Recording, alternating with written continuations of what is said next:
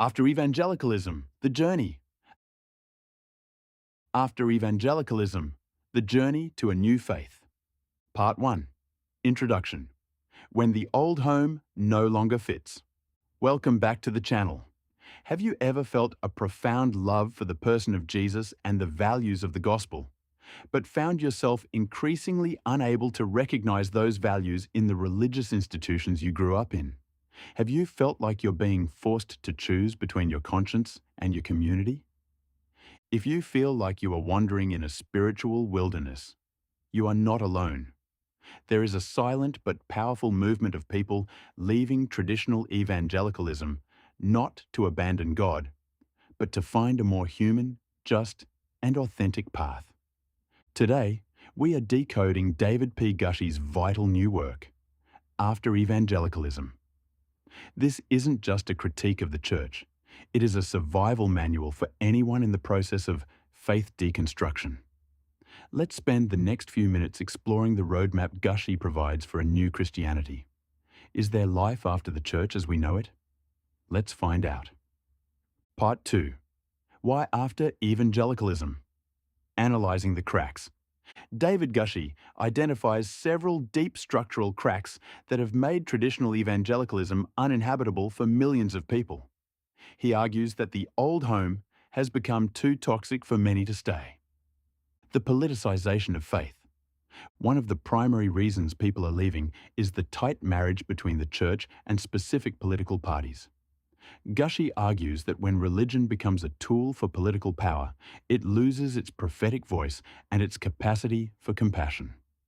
The burden of purity culture and patriarchy. The book takes a hard look at the systems that have pressured women and young people through shame-based purity teachings and rigid patriarchal hierarchies. Instead of being a place of healing, the church has often been a source of deep psychological trauma. The theology of exclusion.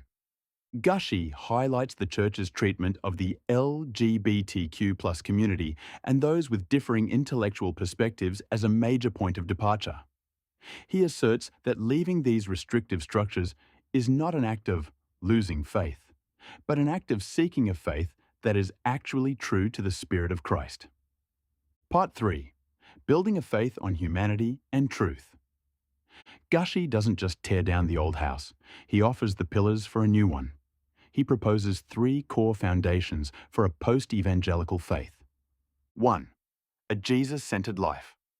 Gushee suggests that we must move away from rigid, man-made dogmas and return to the actual life and teachings of Jesus.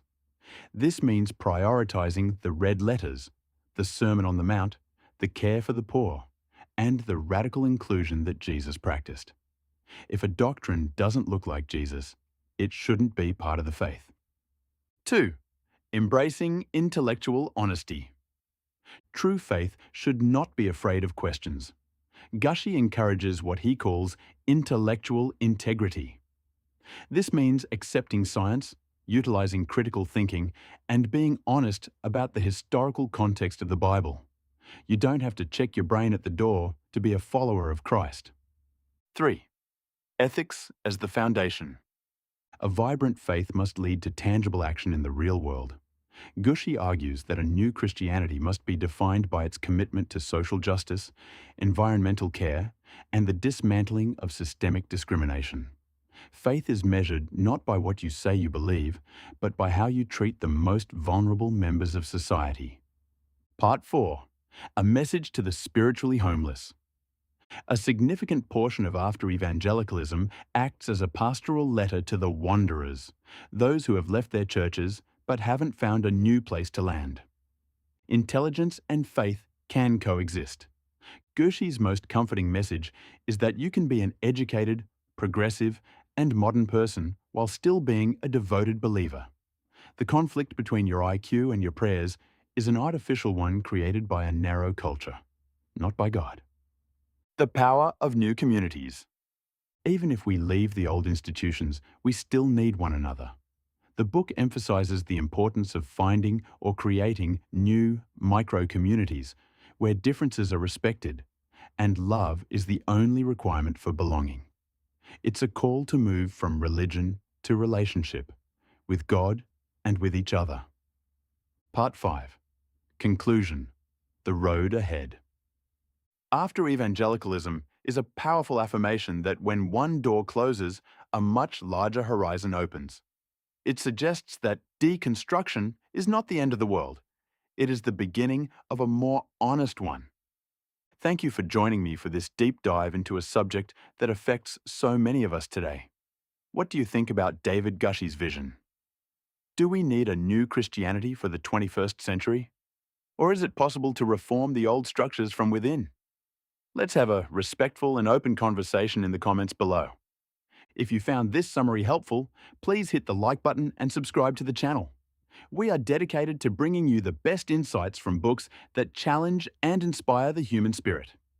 Until next time, keep your mind open, your heart kind, and remember, you are never alone on the path to truth.